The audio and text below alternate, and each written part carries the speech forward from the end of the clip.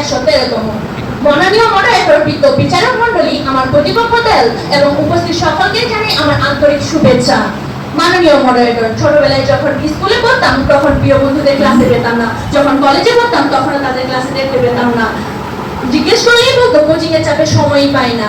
আমার প্রতিপক্ষ দল কি এটা অস্বীকার করবে? আশা করছি করবেন না। আজকে বিতর্কের বিষয় নির্ধারণ করা হয়েছে কোচিং বাণিজ্যের কারণেই শিক্ষা প্রতিষ্ঠানে ছাত্রছাত্রীদের অনুপস্থিতি বেড়ে চলেছে। বাস্তবতা প্রেক্ষাপটে দাঁড়িয়ে আমিও আমাদের বিষয়টির পক্ষে অবস্থান করছি। প্রথম বক্তা হিসেবে সংজ্ঞায়ন করব, দ্বিতীয় বক্তা তত্ত্ব ও তথ্যের মাধ্যমে যুক্তি খণ্ডন ও বিশ্লেষণ করবেন, তৃতীয় বক্তা পূর্ণাঙ্গ বিশ্লেষণ ও দলীয় সমন্বয় সাধনের মাধ্যমে প্রমাণ করে দিয়ে যাবেন যে কোচিং বাণিজ্যের কারণেই শিক্ষা প্রতিষ্ঠানে ছাত্রছাত্রীদের অনুপস্থিতি বেড়েছে। বিষয়টি সংজ্ঞায়ন করতে গেলে যে বিষয়গুলো সংজ্ঞায়নের দাবি রাখে: কোচিং বাণিজ্য, শিক্ষা প্রতিষ্ঠান, ছাত্রছাত্রীদের অনুপস্থিতি। মাননীয় বিচারক মণ্ডলী, আজকে কোচিং বলতে কি বুঝি? আজকের কোচিং হলো গদ বাঁধা নিয়ম, যেখানে পড়লে সবকিছুই পাওয়া যায়।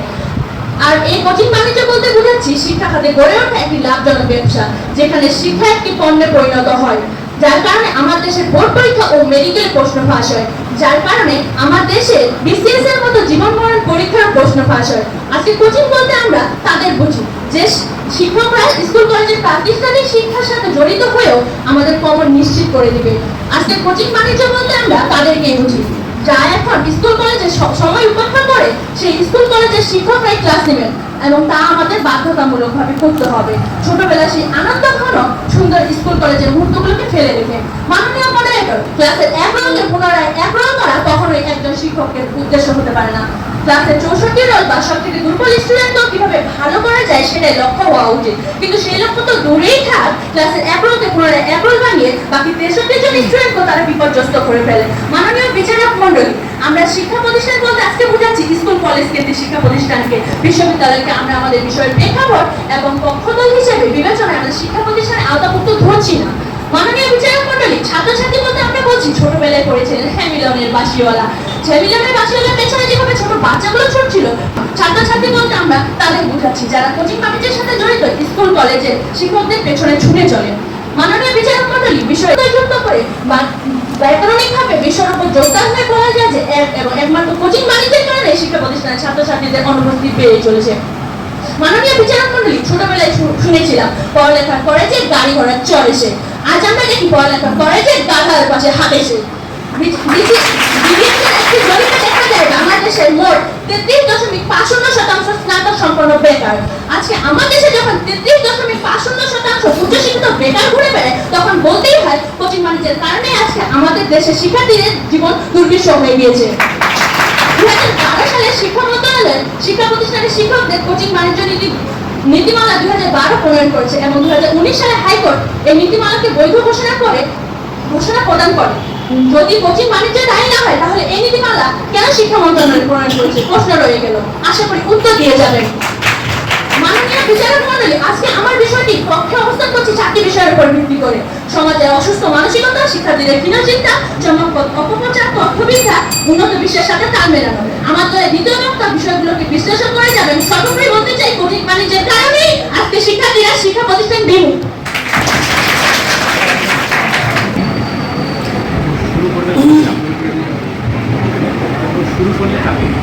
প্রতিপক্ষ দলের প্রথম বক্তার কথা শুনে মনে হলো আজকের মূল সমস্যা এবং সমাধান মনে হয় তার হাতে নাই। তাই কোচিং বাণিজ্যের মতো গৌণ একটি কারণকে অবাধ্য তথ্য উপাত্তের ভিত্তিতে যথেষ্ট যুক্তি না থাকায় শাক দিয়ে যেন মাছ ঢাকার চেষ্টা করছে।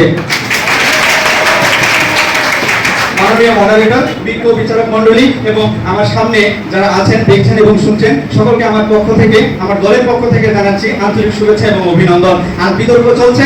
আজকের বিতর্কের বিষয় নির্ধারিত করা হয়েছে কোচিং বাণিজ্যের কারণেই শিক্ষা প্রতিষ্ঠানের ছাত্রছাত্রীদের অনুপস্থিতি বাড়ছে। যুক্তিসঙ্গত কারণে আমি এবং আমার দল এর বিপক্ষে অবস্থান করছি। মাননীয় মডারেটর, আমরা কিন্তু কোনোভাবেই কোচিং বাণিজ্যকে বলছি না যে দায়ী নয়, কিন্তু এটা কখনোই ই প্রত্যয়ে কিংবা মুখ্য কারণ হতে পারে না। প্রতিপক্ষ বন্ধুরা, আমরা একটি কথা বলতে চাই যে প্রতিপক্ষ বন্ধুরা মনে হয় সংজ্ঞাটা মন গড়া করে দিয়ে গেলেন।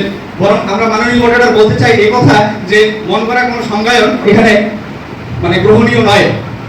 নীতিমালা 2000 কোচিং বাণিজ্য বন্ধের নীতিমালা 2012 অনুযায়ী শিক্ষা মন্ত্রণালয় কর্তৃক প্রদত্ত তথ্য অনুসারে অনুচ্ছেদ 1 এর উপধারা 6 এবং 6 এর মধ্যে বলা হয়েছে যে শিক্ষা প্রতিষ্ঠানের বাইরে চর্চা, শিক্ষা প্রতিষ্ঠানের বাইরে প্রচার প্রচারণার মাধ্যমে এবং মুনাফা অর্জনের লক্ষ্যে কোচিং কার্যক্রম পরিচালনা করাকেই কোচিং বাণিজ্য বলা হয়। মাননীয় মডারেটর, আমি বলছি বিগত কোনো গবেষণাতেই এই কোচিং বাণিজ্যকে মুখ্য কারণ হিসেবে তুলে ধরা হয়নি, বরং এই কোচিং বাণিজ্যকে একটি গৌণ কারণ হিসেবে তুলে ধরা হয়েছে। আমরা যদি বিগত গবেষণাগুলোর দিকে তাকাই তাহলে দেখতে পাবো যে প্রধান কারণ হিসেবে তুলে ধরা হয়েছে শিক্ষার্থীদের ইন্টারনেটে আসক্তি, দ্বিতীয়ত শিক্ষা ব্যবস্থা এবং শিক্ষক পেশায় রাষ্ট্রীয় অবহেলা, এবং তৃতীয়ত শিক্ষা ব্যবস্থার বাজেট সীমিত এবং প্রতিষ্ঠানগুলোর এমন বেহাল অবস্থা যে শিক্ষার্থীরা শিক্ষা প্রতিষ্ঠানে উপস্থিত হওয়ার জন্য কোনো আকর্ষণ পাচ্ছে না। মাননীয় মডারেটর, এর পাশাপাশি রয়েছে মাদকাসক্ত, দরিদ্রতা এবং অন্যান্য আর্থসামাজিক কারণ, যা আমার দ্বিতীয় এবং তৃতীয় বক্তা তথ্যপাতের ভিত্তিতে বিশ্লেষণ করে দিয়ে যাবেন। মাননীয় মডারেটর, আমি বলছি ইন্টারনেটে আসক্তির কথা, যেখানে গোটা বিশ্বের প্রথম সারি ইন্টারনেট ব্যবহারকারী 3টি দেশের মধ্যে বাংলাদেশ একটি, এবং বেসরকারি উন্নয়ন সংস্থা আতল ফাউন্ডেশনের এক সমীক্ষায় দেখা যায় যে 91% শিক্ষার্থী ইন্টারনেট ব্যবহার করার কারণে মানসিকভাবে হয়ে উঠছে অসুস্থ। এই মানসিক বিকারগ্রস্ত শিক্ষার্থীরা কিভাবে শিক্ষা প্রতিষ্ঠানে উপস্থিত হবে প্রশ্ন রেখে গেলাম প্রতিপক্ষ বন্ধুদের কাছে। মাননীয় মডারেটর, ইন্টারনেটে আসক্ত হয়ে যখন সারা রাত জেগে থেকে ফেসবুক, ইউটিউব, টিকটক কিংবা গেমিং সাইট এবং নানান সাইটে আসক্ত হয়ে, অথবা পর্নোগ্রাফিতে আসক্ত হয়ে, অথবা মেসেঞ্জার কিংবা হোয়াটসঅ্যাপে উপরে থাকা জানুকে জানু বলে যে সারা রাত কাটিয়ে দিচ্ছে, সে কিভাবে পরের দিন সকালে ঘুম থেকে উঠে শিক্ষা প্রতিষ্ঠানে উপস্থিত হবে। মাননীয় মডারেটর, আমি বলছি শিশু শ্রমের কথা। 15 মার্চ 2024 অনুযায়ী প্রথম আলোর এক প্রতিবেদনে বলা হয় যে বিবিএস এর এক জরিপ অনুযায়ী শিশু শ্রমিকের সংখ্যা বেড়েছে প্রায় 86,500 এবং বর্তমানে বাংলাদেশে শিশু শ্রমিকের সংখ্যা 35,36,927 জন। এই 35 লক্ষ শিশু শিক্ষা প্রতিষ্ঠান ছেড়ে শিশু শ্রমিক হয়েছে। মাননীয় মডারেটর, তাহলে এই 35 লক্ষ শিশু শিক্ষা প্রতিষ্ঠানে অনুপস্থিতির প্রধান এবং একমাত্র কারণ কি শিশু শ্রম নয়, নাকি এক্ষেত্রেও প্রতিপক্ষ বন্ধুরা কোচিং বাণিজ্যকে দায়ী করে যাবেন? প্রতিপক্ষ বন্ধু, মাননীয় মডারেটর, আমি বলছি কঠোর শিক্ষানীতি বাস্তবায়নের কথা, যেখানে একজন শিক্ষার্থীর উপস্থিতি 80%-এর নিচে হলে সে পরীক্ষায় অংশগ্রহণ করতে পারবে না, কিন্তু কার্যক্ষেত্রে কাজের গরু কিতাবে আছে গোয়ালে নেই। আমরা দেখতে পাই একজন শিক্ষার্থী সারা বছর অনুপস্থিত থেকেও পরীক্ষায় অংশগ্রহণ করছে। তাহলে আপনারা কিভাবে শুধুমাত্র কোচিং বাণিজ্যকে মুখ্য হিসেবে দায়ী করেন? তাই বলছি প্রতিপক্ষ বন্ধুরা, কোচিং বাণিজ্য নয় বরং উল্লিখিত এই কারণগুলোর কারণেই শিক্ষা প্রতিষ্ঠানের ছাত্রছাত্রীদের উপস্থিতি বাড়ছে। ধন্যবাদ মাননীয় মডারেটর। অর্থাৎ শিক্ষার্থীরা এখন বইয়ের আসল জ্ঞান নয়, সাজেশনের শর্টকাটে অভ্যস্ত। শিক্ষাকে নিয়মিত পাঠ দিয়ে তারা কোচিংয়ে সাজানো স্বপ্নে আকৃষ্ট হচ্ছে। ধন্যবাদ মাননীয় মডারেটর আমাকে সুযোগ প্রদানের জন্য। আজকের বিষয় কোচিং বাণিজ্যের কারণে শিক্ষা প্রতিষ্ঠানে ছাত্রছাত্রীদের অনুপস্থিতি বেড়েছে। অতি যুক্তিসঙ্গত কারণে আমিও আমার দল বিষয়টির পক্ষে অবস্থান করছি। আমার দলের দ্বিতীয় বক্তা হিসেবে আমি স্পষ্টভাবে বলছি, শিক্ষা প্রতিষ্ঠানে ছাত্রছাত্রীদের উপস্থিতি কমে যাওয়ার অন্যতম বড় কারণ হচ্ছে কোচিং বাণিজ্য। আর এই বক্তব্য আমি কেবল আমার মতের উপরেই নয়, তথ্য গবেষণার ভিত্তিতেও তুলে ধরছি। আমার প্রতিপক্ষ বন্ধুগণ সুন্দর প্রশ্ন রেখে গেছেন, তিনি শিশু শ্রমকে বলে গেছেন, কিন্তু শিশু শ্রম আমাদের আজকের বিষয়ের অন্তর্ভুক্ত পড়ে না। BANBIS বাংলাদেশ শিক্ষা ও তথ্য পরিসংখ্যান ব্যুরো এর তথ্য অনুসারে 2022 সালে শুধুমাত্র ঢাকাতে 82% মাধ্যমিক পর্যায়ের শিক্ষার্থী কোচিং এ নিয়মিত যায়। অপরদিকে একই শিক্ষার্থীর বিদ্যালয় উপস্থিতি হার মাত্র 47%। গবেষণায় দেখা যায় বাংলাদেশ নবম ও দশম শ্রেণীর 73% শিক্ষার্থী বিদ্যালয়ের চেয়ে কোচিং এ বেশি যায়। সূত্র ইউনেস্কো ইনস্টিটিউট অফ স্ট্যাটিস্টিক্স 2023। এই পরিসংখ্যানই কি বলে যায় না যে শিক্ষাকে ব্যবহার করে কোচিং বাণিজ্যের উদ্দেশ্যে শিক্ষার্থীদেরকে প্রতিষ্ঠান বিমুখ করা হচ্ছে? মাননীয় মডারেটর, কোচিং সেন্টারগুলো শিক্ষার্থীদেরকে আকৃষ্ট করার লক্ষ্যে মিথ্যা তথ্য দিয়ে অনৈতিক পন্থায় চমকপ্রদ বিজ্ঞাপন প্রচার করে থাকে এবং অভিভাবক ও শিক্ষার্থী উভয়ে এই তথ্য বিভ্রান্তির ঘটায়। উদাহরণস্বরূপ 2023 সালে ঢাকার একটি বিখ্যাত কোচিং দাবি করেছিল 96% জিপিএ নাকি তাদেরই শিক্ষার্থী, কিন্তু BANBIS এর গবেষণায় দেখা মেলে সেটির সংখ্যা ছিল মাত্র 42%। এই বিভ্রান্তিকর চমকপ্রদ অপপ্রচারিত বিজ্ঞাপনের ফাঁদে পা দিয়েই শিক্ষার্থী ও অভিভাবক শিক্ষা প্রতিষ্ঠানের গুরুত্ব হারায়। এই কৌশল দ্বারাই যে কোচিং সেন্টারগুলো পরোক্ষভাবে শিক্ষা প্রতিষ্ঠান বিমুখ সংস্কৃতি গড়ে তুলছে না, প্রতিপক্ষ দলকে এটা অস্বীকার করবে প্রশ্ন রেখে গেলাম। মাননীয় মডারেটর, একটি জরিপে উঠে এসেছে বছরে প্রায় 7,000 কোটি টাকা কোচিং বাণিজ্যে লেনদেন হয়। সূত্র ট্রান্সপারেন্সি ইন্টারন্যাশনাল বাংলাদেশ TIB। এখানে বিস্ময়কর বিষয় হলো সরকার যখন মোট 11 থেকে 12% তাদের মোট বাজেটের থেকে শিক্ষা খাতে বিনিয়োগ করে, তাদের উন্নত শিক্ষা কাঠামো রেখেছে, সরকারের যোগ্যতা সম্পন্ন শিক্ষা থাকার পরেও সেগুলোকে বৃদ্ধাঙ্গুল দেখে এই বাণিজ্য একটি লোভনীয় পর্যায়ে পৌঁছেছে। জি মাননীয় মডারেটর, তারা এই ইন্ডাস্ট্রিকে টিকিয়ে রাখার জন্য পরোক্ষভাবে বিভিন্ন কৌশল প্রতিষ্ঠান বিমুখতার সংস্কৃতি গড়ে তুলেছে। মাননীয় মডারেটর, আজকে এই ডিজিটাল যুগে সোশ্যাল মিডিয়ার শিক্ষার্থীদের সময়ের এক বিশাল অংশ দখল করে রেখেছে, যেমনটি আমাদের প্রতিপক্ষ দল বলে গেলেন। শিক্ষার্থী ঘন্টার পর ঘন্টা ফেসবুক, টিকটক, ইনস্টাগ্রাম ও ইউটিউবে সময় কাটায়। 2023 সালের একটি জরিপে উঠে এসেছে 13 থেকে 18 ঘন্টা বয়সী শিক্ষার্থীরা দিনে গড়ে প্রায় 3.7 ঘন্টা সোশ্যাল মিডিয়ায় কাটায়। ICT division digital user survey 2023। এদিকে কোচিং তো নিয়মিতই যাচ্ছে, এই ধারণার ভিত্তির মাধ্যমে অভিভাবকরাও অসচেতন হচ্ছে। এই অসচেতনতা ও মনিটরিং এর অভাবে শিক্ষার্থীরা রাতে পড়াশোনার সময় সোশ্যাল মিডিয়ায় কাটায়, ফলে পরের দিন তারা মূল শিক্ষা প্রতিষ্ঠানে যেতে অনীহা প্রকাশ করে। এই এমন অবস্থায় বাণিজ্যিক কোচিং সেন্টারগুলো সুযোগ নিয়ে বলে, স্কুলে যেও না, আমাদের কাছে এসো, কম সময়ে বেশি শেখো। এছাড়া শিক্ষার্থীদের নিজস্ব মিডিয়া আসক্তির জন্য স্কুলে নিয়মিত ও ধাপে ধাপে পড়া তাদের কাছে বোরিং লাগে এবং কোচিং এর শর্টকাটে শেখানোই তাদের কাছে আকর্ষণীয় মনে হয়।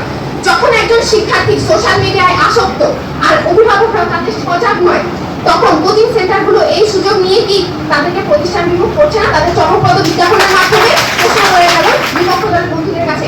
এভাবে চলতে থাকলে ভবিষ্যতে সরকার প্রচলিত শিক্ষা প্রতিষ্ঠানগুলো কেবল সার্টিফিকেট নেওয়ার পরীক্ষা কেন্দ্রে পরিণত হবে, আর শিক্ষা সেটা কিন্তু হবে নগদে গোপনে। মাননীয় মডারেটর, এটাই কি ছিল আমাদের উদ্দেশ্য? তাই আমি আজকের বিতর্কের বিষয়টি বাস্তব চিত্র ভয়ঙ্করভাবে বলে যেতে চাই। কোচিং বাণিজ্যই আজ শিক্ষার্থীদের শিক্ষা প্রতিষ্ঠান বিমুখ করার প্রধান কারণ। ধন্যবাদ সকলকে। ধন্যবাদ। পক্ষে রাষ্ট্রবিজ্ঞান বিভাগের দ্বিতীয় বক্তা হানিকা তাসনিমকে তার সুন্দর তথ্যপূর্ণ বক্তব্য স্থাপনের জন্য। এরপরে আমাদের ইংরেজি বিভাগের দ্বিতীয় বক্তা মোহাম্মদ সাকিব ইসলাম। আমি মোহাম্মদ সাকিব ইসলামকে তার বক্তব্য প্রদানের জন্য বিশেষভাবে আহ্বান করছি। বেকারদের বেকার হওয়ার দায় নাকি তার কোচিং সেন্টার দিয়েছেন প্রতিপক্ষ, অথচ রাষ্ট্রের অবহেলা এমন যে না বাড়ছে কর্মসংস্থান আর না বাড়ছে বেকারত্ব। আশা করি প্রতিপক্ষ দলের বিষয়টি উপলব্ধি করে গিয়েছে। প্রতিপক্ষ দলের শিশু শ্রমকে এই বিষয়ে উল্লেখযোগ্যই ধরছেন না, কারণ তারা উল্লেখ করছে ছোটবেলা থেকে নাকি ছাত্রছাত্রীরা হ্যামিলটনের বাসি বলার মতো কোচিং মুখী হচ্ছে। তাহলে কি তারা নিজেরাই দ্বিধাগ্রস্ত প্রতিপক্ষ? যেখানে গরু নেই সেখানে গোয়াল ফাঁকা, অথচ প্রতিপক্ষ দল বুঝিয়ে গেলেন যে গোয়াল ফাঁকা কারণ পাশের দোকানে ঘাস পাওয়া যায়। ধন্যবাদ আজকের বিতর্কে মহান হচ্ছে আমাকে সুযোগ দেওয়ার জন্য। প্রথমে বলি, শিক্ষার্থীদের অনুপস্থিতির পেছনে বহুস্তর বিশিষ্ট কারণ রয়েছে। জাতিসংঘের শিশু সংস্থা ইউনিসেফ এবং বাংলাদেশ পরিসংখ্যান ব্যুরো বিবিএস কর্তৃক 2023 সালে পরিচালিত এক সমীক্ষায় দেখা গেছে বাংলাদেশের মাধ্যমিক পর্যায়ে নবম এবং দশম শ্রেণীর শিক্ষার্থীদের গড় উপস্থিতির হার মাত্র 48.1%। বিশাল একটি সংখ্যা অনুপস্থিত রয়েছে। আর এই অনুপস্থিত সংখ্যাটার পেছনে যে কারণগুলো রয়েছে সেগুলো হচ্ছে শারীরিক অসুস্থতা এবং অপুষ্টি 32%, দারিদ্র ও শিশু শ্রম 21%, যাতায়াত সমস্যা দূরত্ব 18%, পারিবারিক সমস্যা ও পরিবেশগত ঝুঁকি 20%। তার কথা কিন্তু কোচিং কলেজের কথা বলেননি প্রতিপক্ষ এখানে। আজ অত্যন্ত দুঃখের সাথে বলতে হচ্ছে, স্বাধীনতা 53 বছর চলে গেলেও আমাদের আজ শিক্ষা ক্ষেত্রে নেই পর্যাপ্ত বাজেট, শিক্ষকদের প্রতি রয়েছে চরম অবহেলা এবং পর্যাপ্ত বাজেট নেই, শিক্ষকদের প্রতি চরম অবহেলা সহ শিক্ষক ঘাটতি, প্রশিক্ষিত শিক্ষকের অভাব এবং রাজনৈতিক নিয়োগ এবং অর্থের বিনিময়ে শিক্ষক নিয়োগ যা দীর্ঘদিন ধরে চলেছে এবং চলছে। মাননীয় মডারেটর, একঘেয়েমি পাঠদান পদ্ধতি, নিয়মিত ক্লাস না হওয়া, পর্যাপ্ত অবকাঠামোগত উন্নয়ন এবং এই কারণগুলোই কিন্তু শিক্ষার্থীদের ক্লাস বিমুখ করেছে। মাননীয় মডারেটর, খেয়াল করে দেখুন প্রতিপক্ষরা, স্বাধীনতা পরবর্তী সময় দেশের মোট বাজেট ছিল মাত্র 786 কোটি টাকা, অথচ তখন শিক্ষা খাতে বরাদ্দ ছিল বাজেটের 4%, মোট বাজেটের 4% প্রতিপক্ষ তথ্যসূত্র উইকিপিডিয়া। কিন্তু আজকে ইউনেস্কো যেখানে বলছে একটি দেশের শিক্ষা খাতে তার মোট বাজেট বরাদ্দের 15 থেকে 20% আমাদেরকে খরচ করতে হবে, সেখানে স্বাধীনতা 53 বছর পর বাংলাদেশে 2024-25 অর্থ বছরে যখন আমাদের মোট বাজেট 7,97,000 কোটি টাকা, তথ্যসূত্র প্রথম হলো 30 জুন 2025, কিন্তু শিক্ষা খাতে বরাদ্দ মাত্র 1.6%, যে 2% কম প্রতিপক্ষ। সূত্র রেজিস্টার 6 জুন 2024। আমাদের অবস্থাটি কেমন জানেন মাননীয় মডারেটর? বাসায় গিয়ে বউকে বললাম মশলা কিন্তু কিনি, কিন্তু বউকে গিয়ে বললাম যে শুনছো আজ একটু মশলা ছাড়াই দুপুরটা তেল আর পানি দিয়ে মনের মাধুরী মিশিয়ে তো আর ঝরিয়ে খাবো।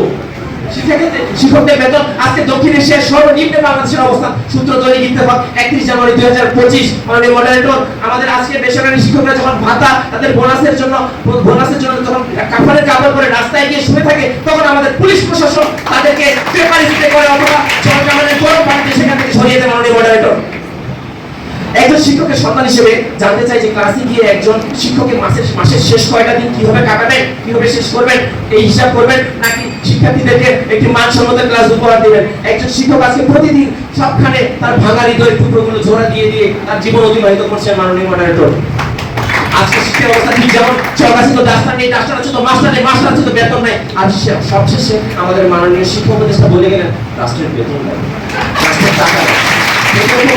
Money is obviously a factor and it's the most important factor of course. আপনারা কি কখনো ইউরোপ, আমেরিকা, দূরপ্রাচ্য এমনকি দক্ষিণ এশিয়া সেখানকার তাদের শিক্ষা খাতের ব্যয়, শিক্ষা ব্যবস্থা সম্পর্কে ধারণা নিয়ে এসেছেন? যদি না নিয়ে থাকেন তাহলে অবশ্যই সেখানে তাদের সম্পর্কে পড়াশোনা করুন। প্রতিপক্ষ যখন মানসম্মত ক্লাসের অভাবে শিক্ষার্থীরা শ্রেণীকক্ষে আসছেন না, তখন আমার প্রতিপক্ষ বলছেন ওই কিরে কোচিং বাণিজ্য। মাননীয় মডারেটর, আমার দলের প্রথম বক্তা যখন সুস্পষ্টভাবে মুখ্য কারণগুলো দেখে গেলেন, তখন আমার প্রতিপক্ষের বন্ধুরা কারণগুলো, এই মুখ্য কারণগুলোকে উপেক্ষা করে আপনাদের গৌণ কারণটিকে কিভাবে মুখ্য কারণে রূপান্তরিত করবেন? শাক দিয়ে মাছ আছে প্রতিপক্ষ, আজকে মাছের সাইজ এত বড়। তাই আসলে প্রতিপক্ষ আমাদের সাথে কণ্ঠ মিলিয়ে বলুন, শিক্ষা প্রতিষ্ঠানের ছাত্রছাত্রীদের অনুপস্থিতির জন্য কোনোভাবে একমাত্র কোচিং সেন্টারগুলো দায়ী নয়। ধন্যবাদ মাননীয় মডারেটর, ধন্যবাদ সালাম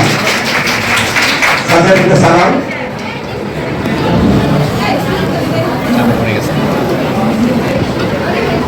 আকাশ ছোঁয়ার স্বপ্ন নিয়ে আমরা বিস্ময় বোধ করি না, আত্মতৃপ্তির অতিশয্যে আমরা হারিয়ে যাই না, বরং জাল বুনি নতুন স্বপ্নে উন্মোচন করি নতুন সম্ভাবনার দ্বার। মাননীয় মডারেটর, সম্ভাবনার দ্বার তখনই উন্মোচিত হবে যখন আমরা শিক্ষা প্রতিষ্ঠানমুখী বাস্তব শিক্ষার দিকে ধাবিত হব। কোচিং এর নোট খাতা গিয়ে পরীক্ষার ফলে গিয়ে বোধ হজমের মতো উগলে ফেলবো না।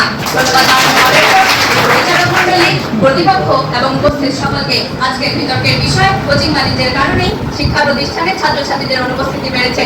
পক্ষে বলছি, মাননীয় মডারেটর পক্ষ দলের দ্বিতীয় বক্তা বিভিন্ন বিষয় নিয়ে আলোচনা করে গেলেন, কিন্তু তিনি হয়তো ভুলে গেছেন আমাদের আজকের বিতর্কের বিষয় দেশের বিভিন্ন সমস্যা নিয়ে আলোচনা করা নয়, আমাদের শিক্ষা প্রতিষ্ঠানের মাননীয় মডারেটর বিপক্ষ দল বলে গেলেন শিশু শ্রম ও দেশের শিশু শ্রম নিয়ে। শিশু শ্রম শিক্ষা প্রতিষ্ঠানের অন্তর্ভুক্ত নয়। আমরা আজকে বলছি শিক্ষা প্রতিষ্ঠানে অনুপস্থিতি নিয়ে। শিক্ষা প্রতিষ্ঠানে যারা ভর্তি হয়েছে তারা শিক্ষা প্রতিষ্ঠানে যারা ভর্তি হয়েছে তাদের অনুপস্থিতি নিয়ে বলছি।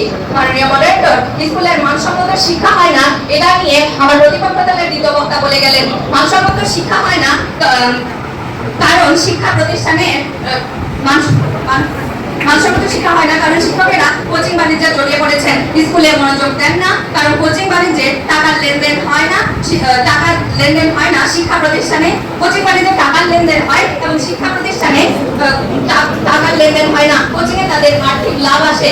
মাননীয় মডারেটর, আমার পক্ষ দলের দ্বিতীয় বক্তা বলে গেলেন বিপক্ষ দলের দ্বিতীয় বক্তা বলে গেলেন দীর্ঘ পথ যাতায়াত সমস্যা যদি অনুপস্থিতির কারণ হয় তাহলে আগে যখন কোচিং ছিল না, যাতায়াত ব্যবস্থা ছিল না, তখন শিক্ষার্থীরা কিভাবে শিক্ষা প্রতিষ্ঠানে উপস্থিত থাকতেন? যদি এই সমস্যার কারণে উপস্থিত না থাকতেন তাহলে কিভাবে তৈরি হলো স্যার জগদীশ চন্দ্র বসুর মতো একজন আদর্শ মাননীয় মডারেটর,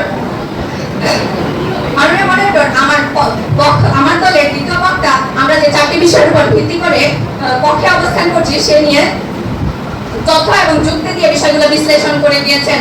মাননীয় মডারেটর, মুক্তির বুদ্ধি আন্দোলনের মুখপত্র শিক্ষার প্রথম পাতায় লেখা থাকতো, জ্ঞান যেখানে সীমাবদ্ধ, বুদ্ধি যেখানে আড়ষ্ট, মুক্তি সেখানে অসম্ভব। বিজ্ঞ বিচারক মণ্ডলী, আজকে আমাদের সমাজ কোচিং নামক সীমাবদ্ধতায় আটকে গেছে। পাশের বাসার রীতা যখন অমুক কোচিং এ পড়ে A+ পায়, তখন আমার জন্য সেই কোচিং এ পড়া বাধ্যতামূলক হয়ে যায়। আমি কোন উন্নত মানের কোচিং এ পড়ছি এবং আমার একাডেমিক রেজাল্ট কি, শিক্ষা প্রতিষ্ঠানকে এখানে কেউ গোনায় ধরে না। আবার রসিয়ে বলে, ভাবি জানেন আমাদের রাইসা ডায়মন্ড ব্যাচে, কেবল বুদ্ধিমানরাই ওই ব্যাচে ভর্তি হতে পারে। শিক্ষা প্রতিষ্ঠানের প্রতি উদাসীন হয়ে যায় এবং আমাদের বাধ্য করে কোচিং নিয়োগ হতে। 2023 সালে প্রথম বাজারে একটি প্রতিবেদনের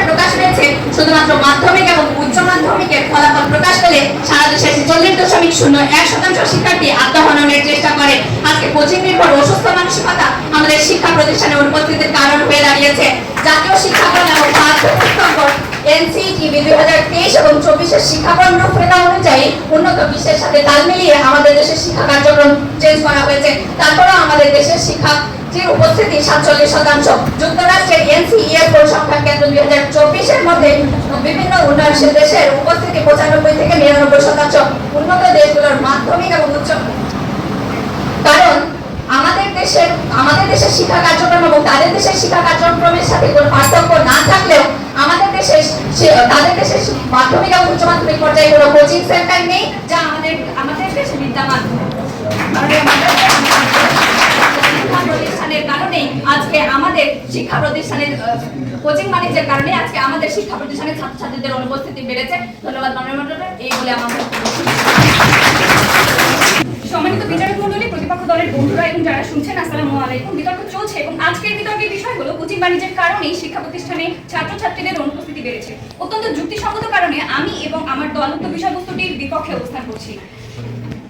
প্রতিপক্ষ দলের প্রথম বক্তা শুরুতেই বেকারত্বের দায় কোচিং বাণিজ্যকে দিয়ে গেছেন, যা সম্পূর্ণভাবে ভিত্তিহীন এবং অযৌক্তিক।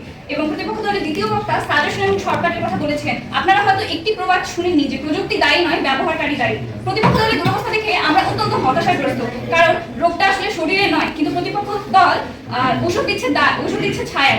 আমার প্রতিপক্ষ দলের দ্বিতীয় বক্তা নেট আসক্তির কথা বলে গেছে এবং জগদীশ চন্দ্র বসুর কথা বলে গেছে, কিন্তু তিনি হয়তো জানেন না যে জগদীশ চন্দ্র বসুর সময় নেট ছিল না। একালে বসবাস করে সেকালের উদাহরণ কখনোই গ্রহণযোগ্য নয়।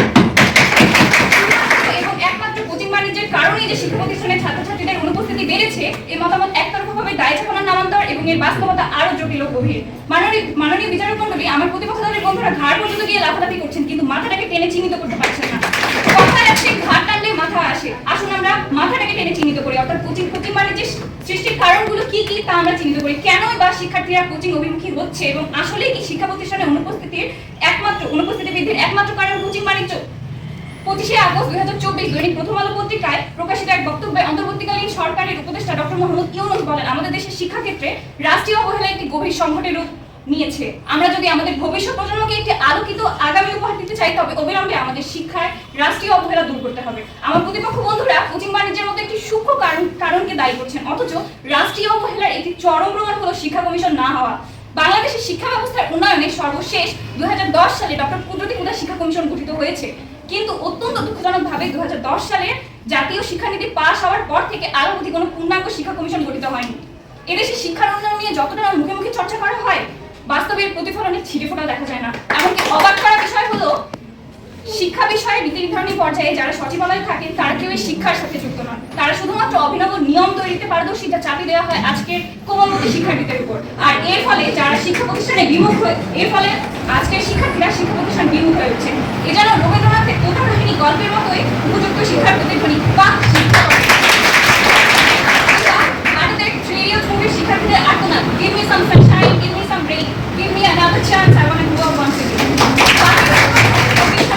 সাবেক মাননীয় শিক্ষা প্রতিষ্ঠান ওয়াহিদুদ্দিন মোহাম্মদ দৈনিক শিক্ষা .com তার এক সাক্ষাৎকারে বলেছেন, আমাদের দেশের শিক্ষা ব্যবস্থা অত্যন্ত অপরিকল্পিত। শিক্ষাবিদ ডক্টর আমিনুল ইসলাম স্বেচ্ছায় শিক্ষার দায়িত্ব ছেড়ে দিয়ে বলেছেন, সব মিটিংয়ে তার কথা কেউ শোনেন না এবং পাত্তাও দেন না। এই শিক্ষা কি আমাদের জন্য উচিত শিক্ষা নয়? বাংলাদেশের সবচেয়ে প্রতিযোগিতামূলক পরীক্ষা বিসিএস, যা একই ক্যাটাগরিতে একই প্রশ্নে 3টি ধাপে সম্পন্ন করা হয়, কিন্তু নিয়োগ পাওয়ার পরে শিক্ষা ক্যাডারের একজন প্রভাষকের প্রমোশন পেতে 12 বছর এমনকি 15 বছরও লেগে যায়। অথচ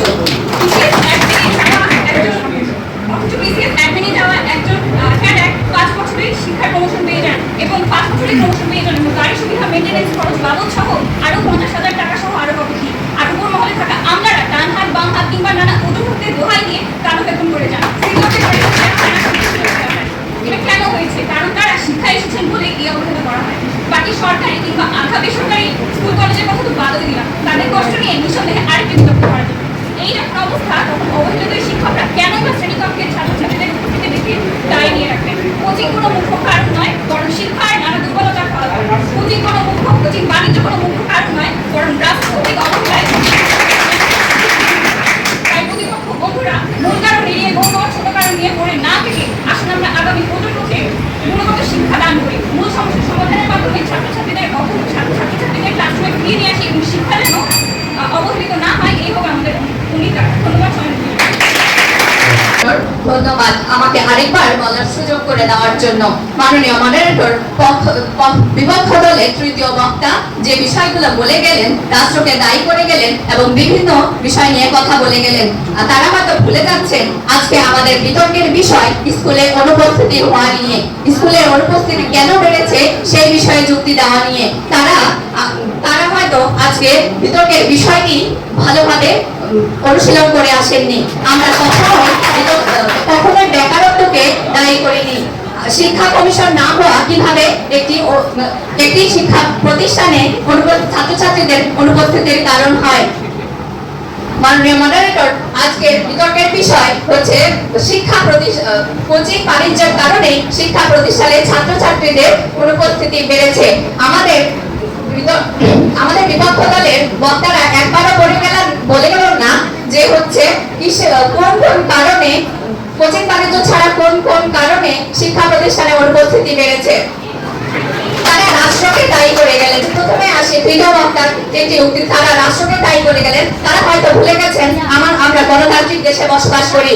আমাদের দেশের জনগণ চাইলে একটা শিক্ষা কাঠামোকে পরিবর্তন করতে পারে।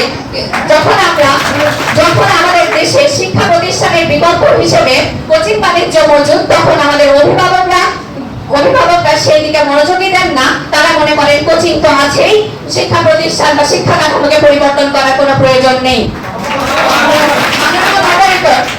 আজকে আমার বিপক্ষ দলের তৃতীয় বক্তা বলে গেলেন বিসিএস এর কথা। বিসিএস এর সাথে স্কুলের অনুপস্থিতি, ছাত্রছাত্রীদের অনুপস্থিতির কি কারণ আমি এটাই বুঝতে পারলাম না। আশা করি তিনি পরবর্তীতে এসে বুঝিয়ে দিয়ে যাবেন। মাননীয় মডারেটর, আমরা আমাদের সমাজ অসুস্থ মানসিকতা এবং মাত্র কোচিং বাণিজ্যের কারণে শিক্ষা প্রতিষ্ঠানের ছাত্রছাত্রীদের অনুপস্থিতি বেড়েছে। ধন্যবাদ মাননীয় মডারেটর। আগে বলে আমি আমার বক্তব্য শেষ করছি।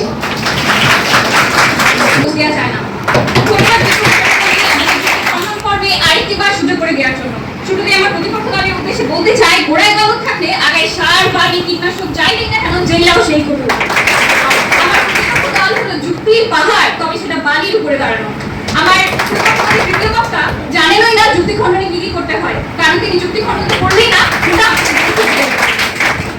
শিক্ষা নিয়ে রাষ্ট্রীয় অব্যবস্থাপনা এবং শিক্ষা মন্ত্রণালয় কর্তৃক 2012 সালে কোচিং বাণিজ্য নিয়ন্ত্রণের নীতিমালা বাস্তবায়নের অভাবে কোচিং বাণিজ্যিকরণ আরো তরতাজা হয়ে ফুলে ফেপে উঠেছে। এর মূল কারণ কি? এর মূল কারণ হলো রাষ্ট্রীয় অবহেলা।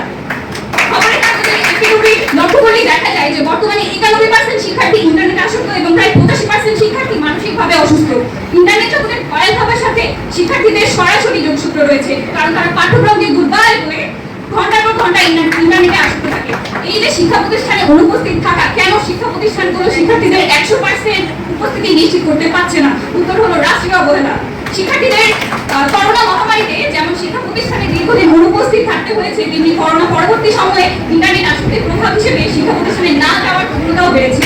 যেখানে বিরক্ত হয়েছে একটি দেশের শিক্ষা খাতে মোট বাজেটে 15 থেকে 20% থাকতে হবে, সেখানে আমাদের শিক্ষা খাতে বরাদ্দ 2% কম। এই করুণ বাজেট আমাদের দেশে ঠিক কতটা ফলপ্রসূ?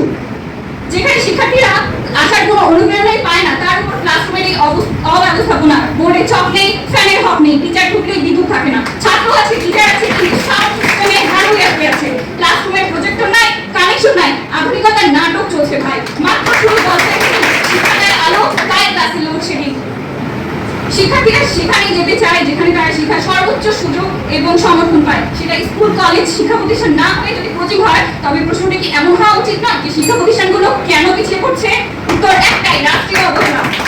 শিক্ষাকে সুশিক্ষা হিসেবে নিশ্চিত করতে আসুন আমরা শিক্ষা ব্যবস্থাকে উন্নত করি, শিক্ষা খাতে পর্যাপ্ত বাজেটের ব্যবস্থা করি, শিক্ষকদের বেতন কাঠামোয় পরিবর্তন আনি, শিক্ষকদের মান বাড়াই, তবেই না শিক্ষার মান বাড়বে।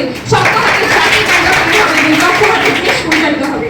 আমেরিকার বিখ্যাত দার্শনিক, মনোবিজ্ঞানী এবং শিক্ষা সংস্কারক জন ডিউই বলেছেন, two reform the world we must reform education. অর্থাৎ সংস্কার করতে হলে আগে শিক্ষার সংস্কার করতে হবে। আসুন আমরা শিক্ষার সংস্কার করি, শিক্ষা যাতে রাষ্ট্রীয় অবহেলার ফলাফল না হয় এই অঙ্গীকার করি। সুতরাং আমরা আমাদের অবস্থান থেকে আবারও পরিষ্কার করে বলতে চাই, কোচিং বাণিজ্যের মতো নিছক অন্য কারণ শিক্ষা প্রতিষ্ঠানে অনুপস্থিতি বৃদ্ধির কারণ একমাত্র কারণ কখনোই হতে পারে না, বরং রাষ্ট্রীয় অবহেলার কারণেই শিক্ষা প্রতিষ্ঠানের ছাত্রছাত্রীদের অনুপস্থিতি বেড়েছে।